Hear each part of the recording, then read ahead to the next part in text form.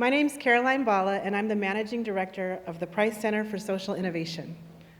At the Price Center, our mission is to develop ideas and illuminate strategies to improve the quality of life for people living in low-income urban communities.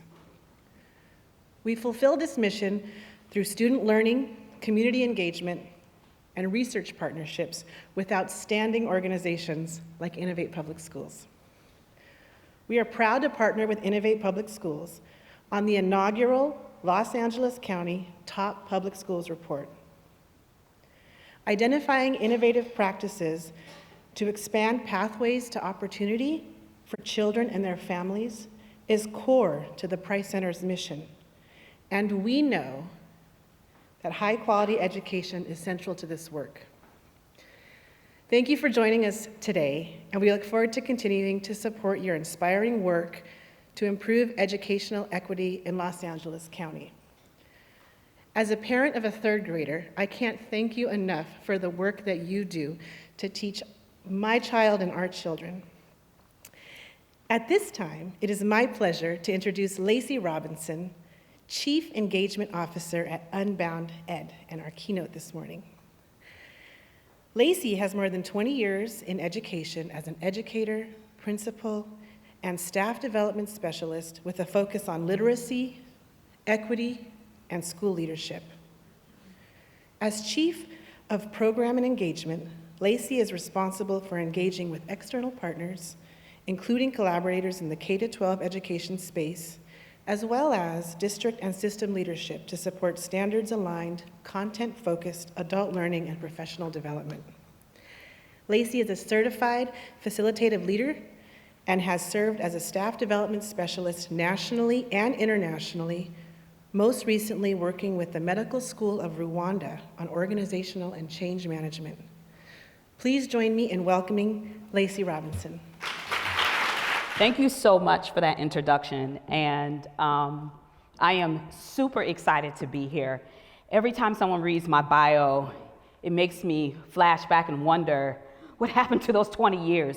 I am first and foremost humbled that Innovate Schools would ask me to come and sit amongst you all. When I was first told about this conference, I became extremely excited. The position that I hold at Unbound Ed, we get an opportunity to walk schools across this nation month after month, and many times we're out in the field and we see the blood, sweat, and tears of our colleagues working hard every day, staying late after school, spending time away from their families and on the weekends. And we oftentimes are amongst people where we have to say, if you just keep going, you will see a difference. Well, when I was told that I would get the opportunity to sit amongst educators that not only heard, if you just keep going, you will see the difference, you have started making the difference, oh, I was gonna fly 5.5 hours to look y'all in the face. That's right.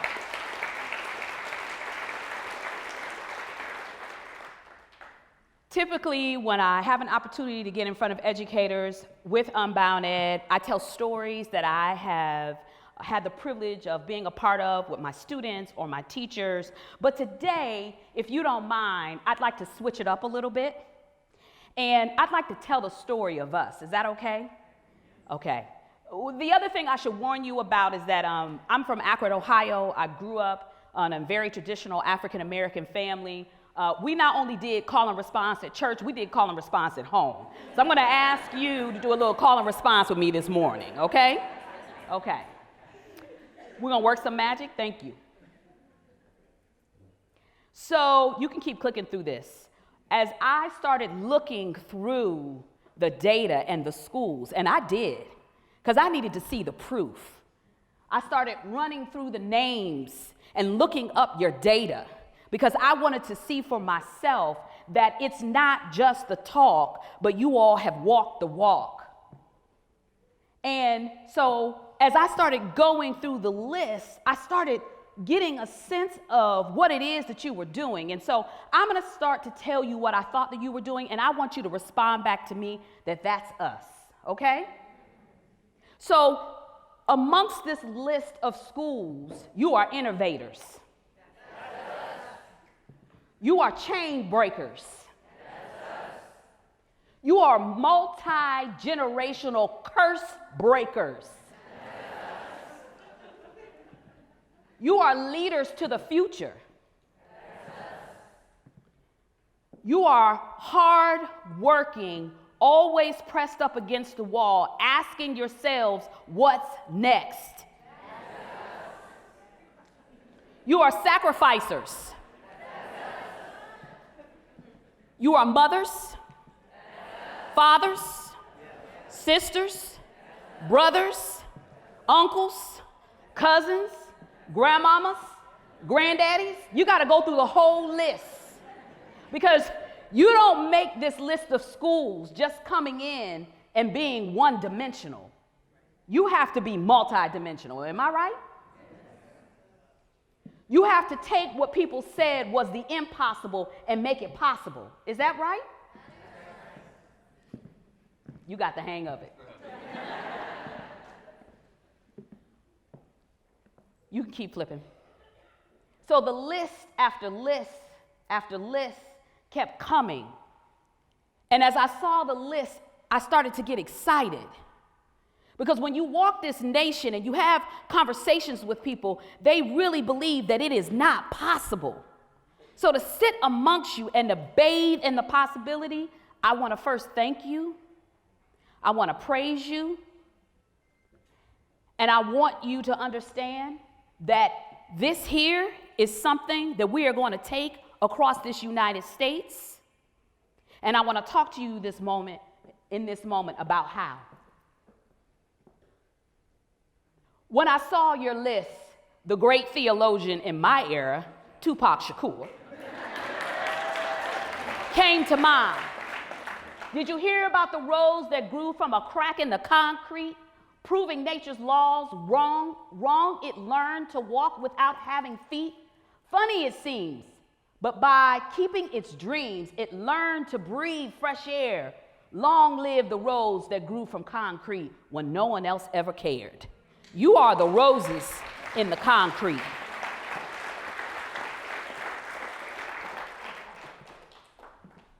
You see, Richard Blanco reminds us in his poem that he gave in the inauguration of the President of the United States, Barack Obama. I'm sorry. All of us, as vital as the one light, we move through the same light on blackboards with lessons for the day, equations to solve, history to question, or atoms imagine. The I have a dream. We keep dreaming. Is that you? That's us. So I'm here because I don't only believe that you all are making a difference in the lives of the children that you serve. I also believe that you have been evolving into a revolution. And I'm here to tell you, you are proof that the revolution is not going to be televised. And if you allow me for a few more moments this morning, we're going to talk about what does it take in order to turn what you are doing into a revolution.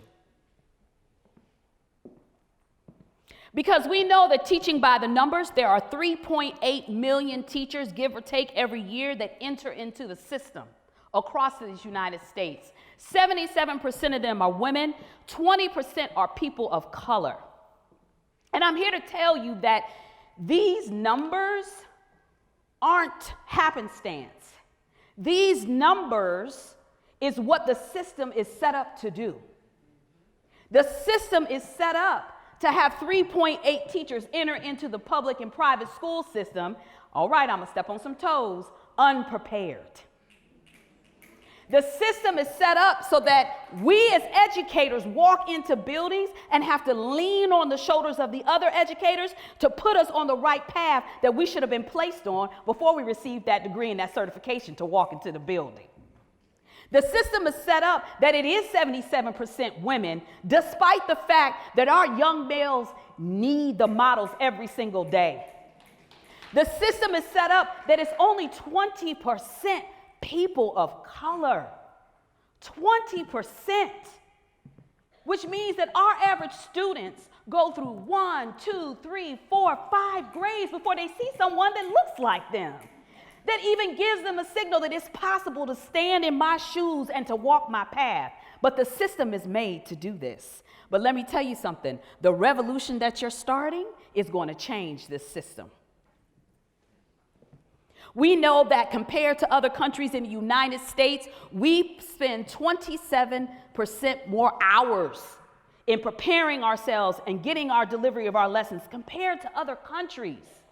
27 hours by ourselves, sitting at a kitchen table on a Sunday night, knowing that laundry has to be folded, knowing that bills need to be paid, alone, scouring the internet, trying to find some sort of assistance to make the lesson be carried through for each and every student in our classroom. We also know that 6 out of 10 American households hold teaching at a very high standard for honesty and ethical standards. And, every time I see this stat, I grapple with this. I mean, we're up there with nurses and military officers, but it's such a dichotomy, because while society holds us for integrity and honor high as eagles, they treat our profession as low as ants. They expect us mere mortals to walk into buildings and to make magic out of nothing. But you do, right? Because that's you, right? They expect us to take the few resources that we have in the packed classrooms. They expect us, even though we're held to high morals, to work off of the lowest amount of respect and less pay, as if we don't deserve to buy homes or to grow our bank accounts or to increase our finances.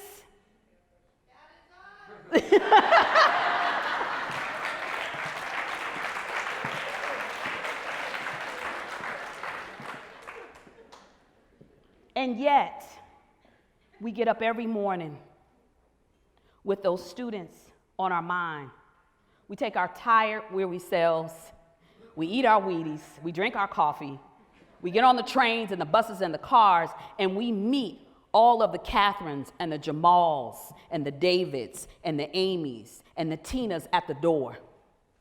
And we give them the very best that we have. And I'm here to tell you that what you're doing in your schools, I want to charge us that we carry this across the nation and that we start a revolution. And so what is it? A revolution is a fundamental change in the way we think about or visualize something. We need to take what you're doing in these schools and spread it across the United States. We need to, every place we go, tell the people what we're doing and how we're doing it. That we've made the possible out of impossible. We need a teacher revolution. We should be the ones that define what it means to be a teacher. We should be the ones that says whether or not you're ready to walk into this building and face our children every day. We should be the ones that says, yes, hold us to high ethical standards, but you better pay us for what we're making. And what we're making is the future. And without this future, we would not continue to be the progressive nation that we are. So we need a teacher revolution. All revolutions start with a hero's journey. And all heroes are charged or have a call to adventure. And every hero needs a mentor. So a part of this revolution is us figuring out, who do we now look back and decide to take along with us? And let me tell you something. Those folks may not be in your buildings. Those folks might be in your barbershops, your grocery stores, your churches, your synagogues. But we need to start gathering what we call at Unbound Ed, the army of the willing. Sorry, I had to throw in that Game of Thrones. And we need to start mentoring so that folks see the possibility. We need to let each other know that we were going to have trials and failures. I bet every one of you have had moments where you went out and put your best foot forward and it just didn't work. But we need to be able to continue to encourage each other that this is a hero's journey and that for every stumbling block, we are actually creating a step, not only for ourselves, but for the folks that will be coming behind us. We need to understand in the hero's journey that we have to always continue to grow new skills. See, what you do really, really good today should be multiplied and churned and turned. And that learning in itself, which we're going to get into in a moment, is about growth. And that if we expect our students to grow, we have to continue to grow. We have to know that sometimes what we do has to die and be reborn again. We have to cause revelations within ourselves and our students and our parents and our communities. We have to have atonement. We have to figure out what are the gifts that we have that we could pass on to others, and what are the gifts that others are bringing to us. And in the end of our hero's journey, we have to look back and ask ourselves, did we do everything that was possible? And what did we do to prepare the next round of heroes? See, education is the most powerful weapon in which you can use to change the world. I know this. As a little girl, I had an opportunity to be bit by the bug of teaching, sitting next to my grandmother, who at the ripe age of 72 years old was just learning how to read. And I sat next to her as she opened up the Bible, and for the first time in her life, the words started jumping off the pages. No one had to read it to her, and she could read the stories that she had heard over and over again. And every time she began to stumble on a word, everything that Miss Montgomery, my first grade teacher, taught me about breaking down the syllables and about the phonemic sounds and how the sounds go together, I would push my grandmother to sound the words out, and we would say it out loud together. And in that moment, her world shifted. She became confident. She thirsted for knowledge. She began making friends and going places and experiencing new things because she no longer had to hold that fear that someone was going to find out that she couldn't even read a simple stop sign. I began to understand that learning is a revolution. And the revolution starts by us asking ourselves, what is learning? Take 10 seconds and turn to your neighbor and tell them what you believe learning is. What is learning? Trying your hardest at something. Trying your hardest. And knowing you will succeed. What is learning? Curiosity. What is learning?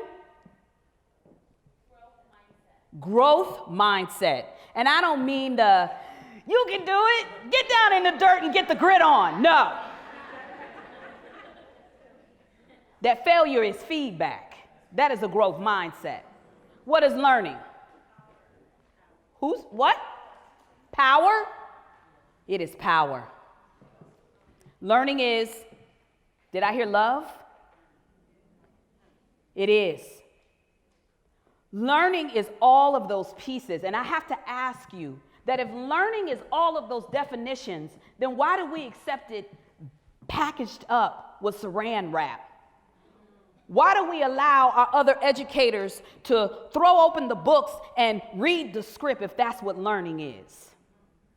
If that's what learning is, why do we allow our other educator colleagues that when a child fails, instead of saying to them, you know what, baby, that's not a failure, that's your feedback. That's how we're going to make it better. That's how you know what you don't know or what I didn't know. Uh-oh. We have to push ourselves to continually ask what learning is. But you know what the biggest piece with learning is? Learning is our vibranium. Sorry, I had to bring in Black Panther. It is the most precious mineral, tool, magical wand that we have. And that as educators, anytime you feel that you are someplace and you are not learning, you need to run and go find some learning. As my grandmother used to say. You cannot expect your students, your parents, and your colleagues to learn if you are not continuously pushing yourself. And I got news for you. I'm really about to shake them up this morning. Learning is not going on the internet and pulling off teacher-paid teachers.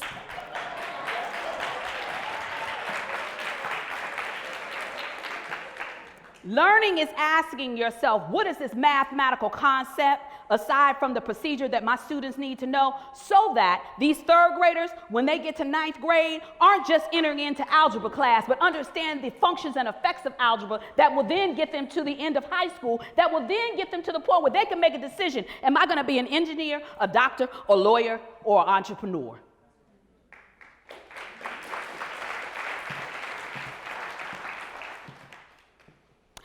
So learning is about building new series, understanding the reality of one's place within a reality. It's updating beliefs and understandings of the past through processing new information. It's social. It occurs in interaction. Learning is not always silence in a classroom unless you're surmising or reading through things on your own. Learning is a conversation that shouldn't just be between me and me. Learning is a facilitated conversation where I place the question in the middle of the room and I step off to the side and I allow them to converse about what it is that we're trying to learn. It's all about the context. It's not enough for me to teach you the historical markers. I need you to see how those historical markers are actually laying the path for today. I need you to understand that the question that I used to ask all the time, what in the world am I learning this for? Why do I need to know what volume is? Well, baby, one day you might want to fill up a storage unit. You need to know how much you can put in there.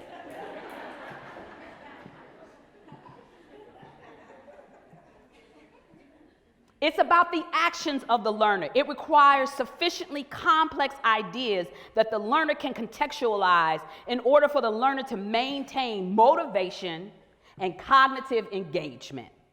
Cognitive engagement.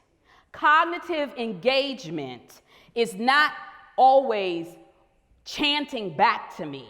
Cognitive engagement is not a Socratic seminar where everyone is sitting in a circle and you're raising your hand and you're using a sentence stem to answer a question. Those sentence stems are meant to help you, guide you, but it should not be your crutch. That's okay, don't look at me. Nobody will know that it's you that you lean on sentence stems, because I did for a while as well. But most importantly, in that moment where I watched my grandmother take hold of what it meant to be a reader, I actually witnessed what we witness every single day. What I would respectfully submit to you, what causes you to get up out your bed and to get dressed and to get your Wheaties and to get in your car, is this that happens. You see, when you are learning something, your neurons in your brain start chatting and firing off to each other. They start talking to each other and sending each other chemical messages. And one of those chemical messages is that feel-good hormone. It's called dopamine. You know that? You know that when you're in love or you're eating something really good like lobster macaroni and cheese and you start to feel really good. Learning is also the signals, right? And when that feel-good signal comes, what happens is, not only do we get aha moments, but we start wanting to learn more because we start wanting to know more of that feeling. And those aha moments aren't just out of the blue. Those aha moments are information stacked on top of information, and we start to make the connections, and all of a sudden now we're learning.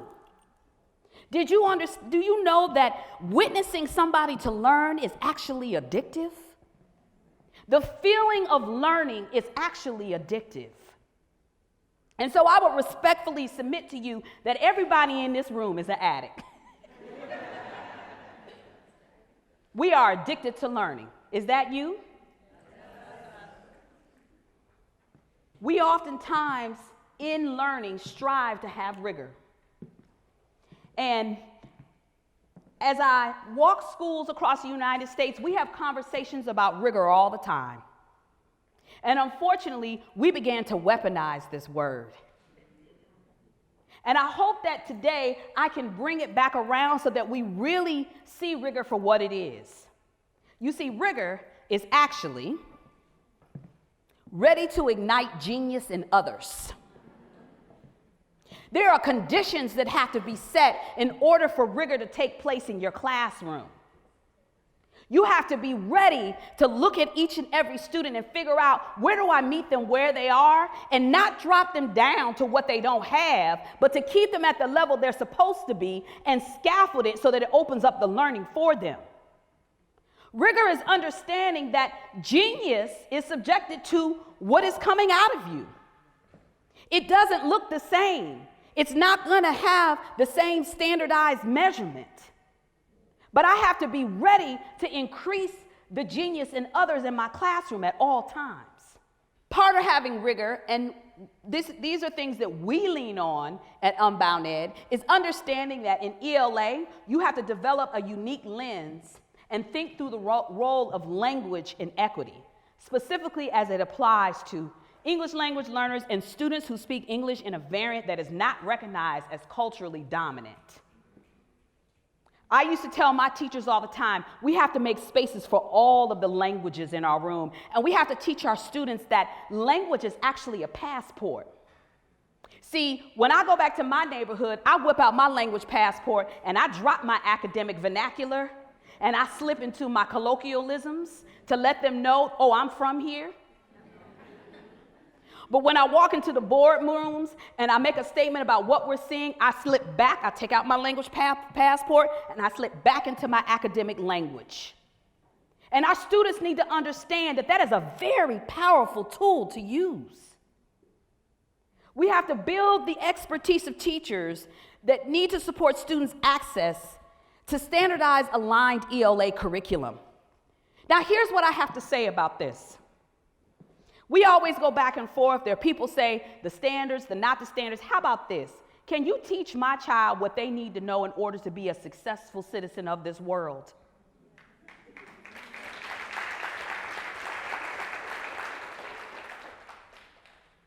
And so in order to do that, we as educators have to dig down and teach ourselves what those standards are actually asking our students to do and how those ELA standards are cycling them up and down so that they'll eventually meet that anchor standard at the end of their educational track, so that by the time they go to college, what we heard, they're not stumbling across in their humanities and English classes because they really have a foothold on what that anchor standard has taught them, and they can use it as a tool for their success.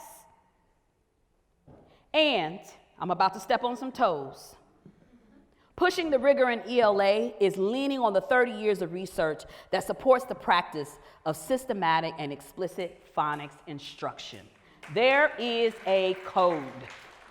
And to pretend that there's not a code in language is to stand up in front of our students every day and to lie. And just because you got the code down doesn't mean you get to selfishly stick it in your pocket and walk around. That's not how I learned to read. We have enough brain research that tells us that it is the code that gives you the language passport that you need. We have to push ourselves and understand that all of our students aren't going to come in with every single piece of knowledge that they need to meet that grade level work, but we give it to them anyway. And we understand that when we give them access to grade level work, their tasks increase by 7.3% month of learning. I see it every day, and I would bet my bottom dollar that that's what you see in your schools. We know that every day we face a dilemma. Should we aim low and accept modest results? Or do we aim high, risking resistance and failure in hope of more impressive accomplishments? To teach and to learn is to manage that conflict, and it's important for us to name that conflict when we're sitting across from one another and we're planning our units and our lessons. We have to understand that in math, We have to design norms and a culture of a classroom that deliberately disrupts societal positioning and patterns of interaction around mathematics. Everyone speaks math. Everyone does math. We have to learn how to assign competence to students in ways that disrupt the status hierarchies and signals about what being smart or good in math is. And this is the big piece. We have to charge each other as educators to be able to admit when you don't understand a mathematical concept and all you know is the procedure. Because iron sharpens iron. And if you are not prepared to describe to our students what the concept is behind the procedure, maybe you should not be teaching math. So we collectively hold this realm to prepare our students for their future. You can keep going. And that students can do the work. We have to collectively, as a community, agree that creating environments where teachers are given the intellectual space to critically analyze the lessons. You should not be at home by yourself trying to work out what you should do the next day. We should have just as many hours to get together collectively as it takes to deliver the lesson. We have to be role models of learning orientation. So we have to admit when we don't know. You actually have to read the book that you're asking your students to read. We have to speak up when a culture of learning is unjust in preparation for our students and meet the demands of the 21st century and beyond. We have to have the audacity in this revolution to talk about the barriers that are created. We have to have the audacity to push past the pervasive practice of putting kids into reading levels and just right books. Oh, I'm stepping on some feet. Because what happens is a book becomes not just right for the student, it becomes just right for the teacher. And we never see beyond that just right book. We have to have discussions talking about the school to prison pipeline. Because even though we are turning and shifting and moving students' lives, there are systematic conditions of internalized and overt racism at play in our schools, even when we have set up the best models. And the reason for that is, you can just keep popping through these. We have decades and decades of reform efforts in the United States that have done nothing but regenerated racist practices when it came to schools, laws, building communities, creating public schools. Keep going. Decades, Jim Crow, forced schooling of Native and indigenous students in boarding schools, Plessy versus Ferguson, first free public schools that really wasn't free and it really wasn't public. The beginning of our pushing and demanding that all of our students should be educated. The furthering of that to only find that there are more reforms out there that revert back to segregated schools. If you're not having these conversations in your building, I'm here to tell you that the history will creep back up and it will repeat itself.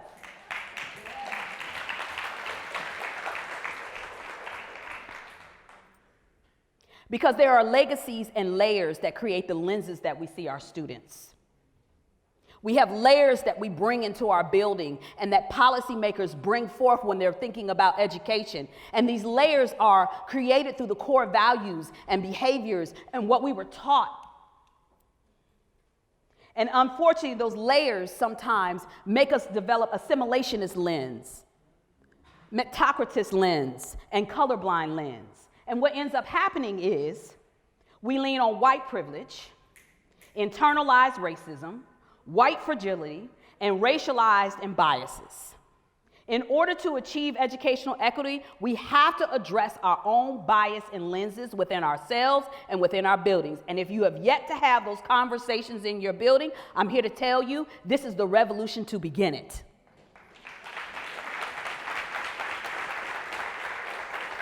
Because you see, even though you are preparing and building houses, we are all still in the burning house that Dr. King called out for us. And that until we have a focus on the disenfranchised in the United States, that house will keep burning. So we collectively as a community, we have to build our awareness around counter-responsive pedagogy. And I don't mean playing Drake while the kids are doing math tasks. And in a way to do that is to ensure that your cultural responsiveness has not been defined by the systems. Instead of dismantling racism, you'll actually begin to regenerate them. So you have to stop and ask yourself, are we really being culturally responsive? The revolution has a plan to build up our community, so it's not enough to keep it in your schoolhouse. You're going to have to tip to those other schools that aren't amongst you and start pushing your way in and influencing them. All of those students that matriculate to your buildings that are coming from other communities, you have to strategize and figure out how are we going to go and slowly but surely get them to turn the way that we have been turning. We have to have succession plans. It's not enough to curate the teachers that are in your building. You got to start going out into your communities and finding your future teachers. And sometimes those future teachers might be sitting in high school classrooms. We have to be committed that the folks that are in our building and the folks that we want to pull in our building are going to always come in with some kind of unconscious incompetence. We have to plan for that. And we have to plan to figure out how we will move them to conscious incompetence. Oh, I thought I knew, but now I know I don't know a thing. That should be a statement that all your first-year teachers should be making after the first 90 days. We want to move them to conscious competence, and all of this takes effort. It's not just happenstance. We have to create community norms where we believe all students of all colors, and I have to say this, especially African American and Latino boys. Until the incarceration rate drops, our focus has to be on them. We have to value all members of the human family. We have to reject the narratives that degenerate people and prejudices of one against the other. It's not the Latino against the African American community. We are stronger together.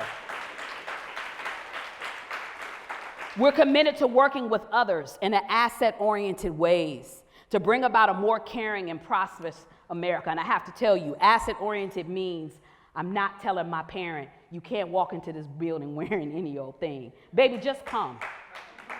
And sitting next to me and me talking to you is going to get you to change your self-image about yourself, not a memo.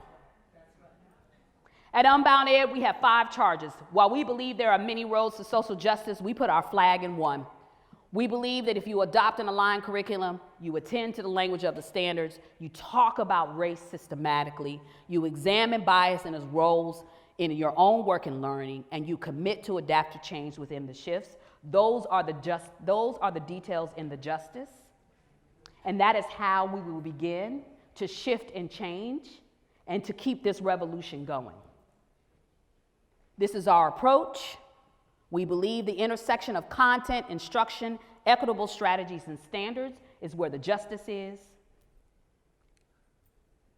And lastly, the revolution is more than just a provocation of thought. It is the practice of intersecting equity and the standards, more than diversity banter, but rather the exchange of knowledge that integrates the literary canon with other intellectual prose. The revolution occurs when every teacher knows that the history of brown and black students did not start with slavery. So the lessons taught stretch far past civil rights, and allowing their imaginations to take flight, they can see the contributions of people who look like me and who look like you. The revolution is free from penitentiary practices that sculpt the provision gap and feed the creative souls to the muzzle of a permanent underclass. Free of stigmatized students who were striving but not quite fluent and sat through lessons that were 66% less likely to be on grade level compared to their white counterparts, because of the belief that we had held across the United States that they just couldn't do it. See, this is why I came to be amongst you, because this is the revolution that you have started. You have started the teaching revolution, and it lives right here in us, inside of me, and inside of you.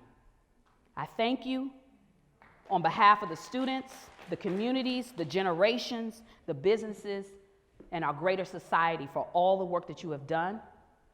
Now let's continue the revolution.